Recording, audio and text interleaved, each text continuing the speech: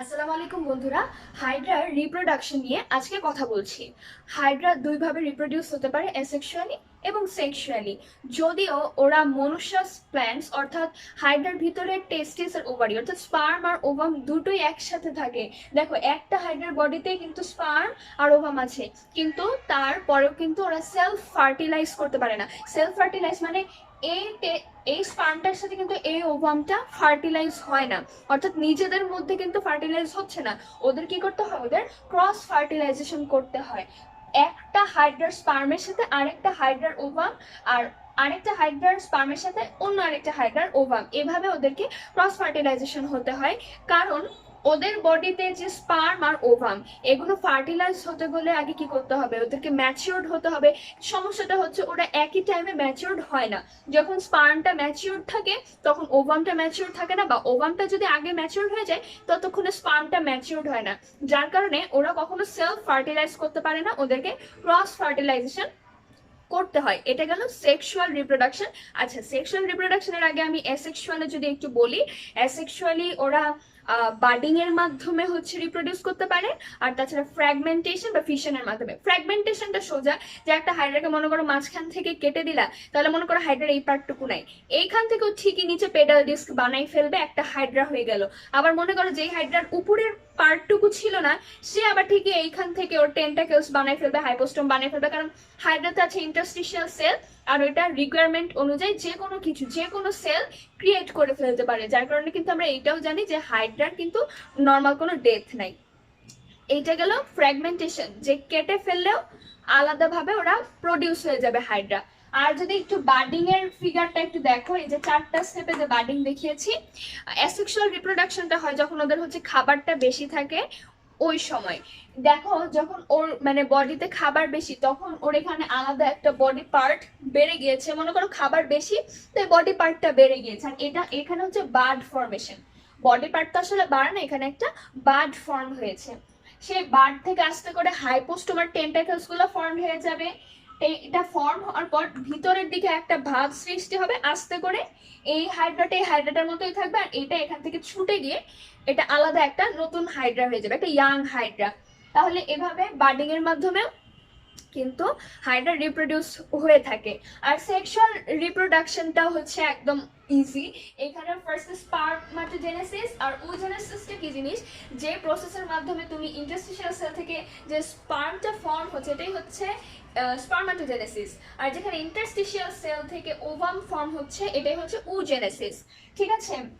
এখন interstitial sell তো যে কোনো ধরনের সেল ফর্ম করতে পারে না, তাই এই গোনাডস বা গোনাডস এর জন্য যে ধরনের সেলগুলো প্রয়োজন সেগুলো কিন্তু ইন্টারস্টিশিয়াল সেলই ফর্ম করে থাকে। স্টেপগুলো অনেক ইজি। প্রথমে কি হয়? প্রথমে তো ইন্টারস্টিশিয়াল সেলে এগুলো ফর্ম করবে।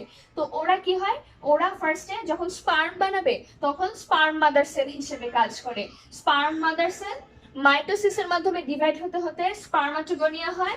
স্পার্মাটোগোনিয়া যখন হচ্ছে বৃদ্ধি লাভ করে তখন সেটা স্পার্মাটোসাইট হয়। দেখো, তখন পর্যন্ত কিন্তু এটা 2n আছে, কারণ আমরা কি জানি মাইটোসিসে মাদার সেলে যে ক্যারেক্টারিস্টিক্স, ডটার সেলেও কিন্তু একদম আইডেন্টিক্যাল ক্যারেক্টারিস্টিক্স গুলো থাকে বা সেম নাম্বার থাকে, এখানে কিন্তু কোনো কিছু কমে যায় না। বাট এইখানে দেখো, স্পার্মাটোসাইট হওয়ার পরে এখানে মিওসিস হবে, আর মিওসিস হওয়ার পরে এখানে স্পার্মাটিড, এবং এখানে এটা হ্যাপ্লয়েড অর্গানিজম হয়ে যায়।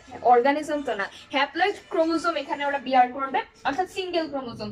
স্পার্মাটিডটার পরবর্তীতে স্পার্ম হয়ে যাবে। ওজেনেসিসটাও সেম। ইন্টারস্টিশিয়াল সেলগুলো যখন ওভাম মাদার সেল হবে সেটা মাইটোসিসের মাধ্যমে উগোনিয়া ফর্ম করবে। উগোনিয়াটা বৃদ্ধি পেয়ে ওসাইট হবে।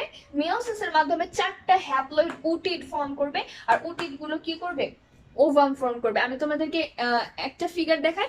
আর আরেকটা জিনিস, এই যে স্পার্ম আর ওভাম না, যদি এই ওভামটা যদি 24 থেকে 48 ঘন্টার মধ্যে ফার্টিলাইজড করা না হয় তাহলে কিন্তু এই ওভাম গুলো নষ্ট হয়ে যাবে।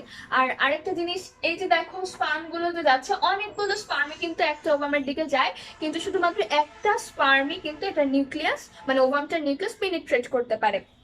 তোমাদেরকে একটা ফিগার যদি আমি একটু দেখাই, এইখানে তোমরা যে ফিগারটা দেখতে পাচ্ছ, এই এই জিনিসটা হচ্ছে কিন্তু এই যে ছোট একটা জিনিস আমরা যে টেস্টিসটা দেখি না, এই ছোট অংশটারই জুম ইন ভার্সন হচ্ছে এইটা। এখানে প্রথমে দেখো, এখানে প্রথমে ছিল স্পার্মাটোগোনিয়া। মনে করো এখানে তো ইন্টারস্টিশিয়াল সেল ছিল, ইন্টারস্টিশিয়াল সেলগুলো ফার্স্টে স্পার্ম মাদার সেল হিসেবে কাজ করবে। তো স্পার্ম মাদার সেলগুলো প্রথমে কি করে, ওরা প্রথমে স্পার্মাটোগোনিয়া ফর্ম করে। এই দেখো এখানে স্পার্মাটোগোনিয়া আছে, একদম নিচের দিকে হচ্ছে স্পার্মাটোগোনিয়া। ওগুলো বৃদ্ধি পেতে পেতে এগুলো হয়ে যায় স্পার্মাটোসাইট, ঠিক আছে। তারপর দেখো স্পার্মাটোসাইট মেয়োসিসের মাধ্যমে হয়ে যায় স্পার্মাটিড, মেয়োসিসের মাধ্যমে স্পার্মাটিড হয়ে গেল, স্পার্মাটিডটাই তারপর ট্রান্সফর্ম হয় স্পার্মে। এই গোলাকার অংশটা কিন্তু এই যে এইটা, ঠিক আছে। তাহলে এইভাবে স্পার্ম ফর্ম হয়।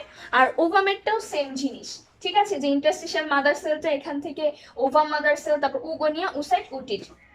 আর উটিড হওয়ার সময় আরেকটা জিনিস যে ওখানে কিন্তু 3টা পোলার বডিও ফর্ম হয়।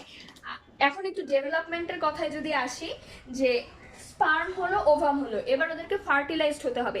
এবার এই যে ফার্টিলাইজেশন হওয়া থেকে শুরু করে যে নতুন একটা হাইড্রা হবে, এই পুরো মানে প্রসেসটাকে বলা হচ্ছে এখানে ডেভেলপমেন্ট। তো এখানে দেখো কয়টা স্টেপ আছে।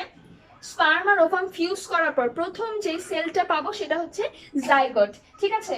সেটা যদি জাইগট হয় তারপর ও 1 2 3 4 এখানে 4টা স্টেপ পার করবে। 4টা স্টেপ পার করার পর এরকম একটা নতুন হাইড্রা হয়ে যাবে। ফার্স্টে হবে মরুলা। মরুলা হচ্ছে জাইগটটা বারবার ডিভাইড হতে হতে যেটা ক্রিয়েট হয় সেটা হচ্ছে, আমি ফিগারে আসবো, ফিগারটা দেখালে সহজ হবে। জাইগটটা বারবার ডিভাইড হয়ে যে জিনিসটা ক্রিয়েট করে সেটা হচ্ছে মরুলা। মরুলার পরে আসে হচ্ছে ব্লাস্টুলা। ব্লাস্টুলাতে মনে করো সেলের 2টা লেয়ার ফর্ম হয়ে যায়। আর ব্লাস্টুলার ভিতরে প্রতিটা সেলকে বলা হয় ব্লাস্টোমেয়ার। আর যখন ভিতরে ফাঁকা থাকে তখন ওটাকে বলে ব্লাস্টোসেল। ব্লাস্টুলার পরে আসে গ্যাস্ট্রুলা, আর গ্যাস্ট্রুলার পরে হাইড্রোলা। আমি ফিগারটা একটু দেখাই। এখানে দেখো প্রথমে এটা মনে করো জাইগট, ঠিক আছে। এই জাইগটটা ডিভাইড হতে হতে কি হলো, এখানে দেখো 2টা ভাগ হয়ে গিয়েছে না, আগে তো একটা ছিল, সেটা কি 2টা ভাগ হয়ে গিয়েছে। তো এইটা হচ্ছে তোমার মানে ব্লাস্টুলা দশাতে আসতেছে। আর এখানে প্রতিটা সেল মানে ব্লাস্টুলা ফেজে প্রতিটা সেল হচ্ছে ব্লাস্টোমিয়ার, আর ভিতরের ফাঁকা জায়গা হচ্ছে ব্লাস্টোসেল। এইটার পরে কি হবে দেখো, গ্যাস্ট্রোলাতে যখন যাবে, এই ভিতরের মানে আমরা প্রথমে যে লেয়ারটা দেখছি এখানে, এটা হচ্ছে আসলে এক্টোডার্ম হবে। তো ভিতরের দিকে কি হয়, এন্ডোডার্মটা ফর্ম হতে থাকে। ভিতরের দিকে এন্ডোডার্ম ফর্ম হতে থাকে, আর বাইরের দিকে একটা স্পাইনি সিস্ট ফর্ম হয়। তারপর দেখো পরের দশায় ক্লিয়ারলি আমরা এক্টোডার্ম, এন্ডোডার্ম আর মেসোগ্লিয়া দেখতে পাবো। সেইটা হচ্ছে মানে এমব্রায়োটা তারপর রেস্টিং ফেজে থাকবে। তারপর ইয়াং হাইড্রাটা এই সিস্টটাকে ভেদ করে বের হয়ে এসে একটা নতুন হাইড্রা হয়ে যাবে। আসলে হাইড্রার রিপ্রোডাকশনটা অনেক ইজি ছিল। এর পরবর্তীতে আমরা হাইড্রার সিম্বায়োসিস নিয়ে কথা বলবো। হাইড্রার সিম্বায়োসিস নিয়ে কথা বললে মোটামুটি এই চ্যাপ্টার শেষ। সেই পর্যন্ত সবাই ভালো থাকো, আল্লাহ হাফেজ।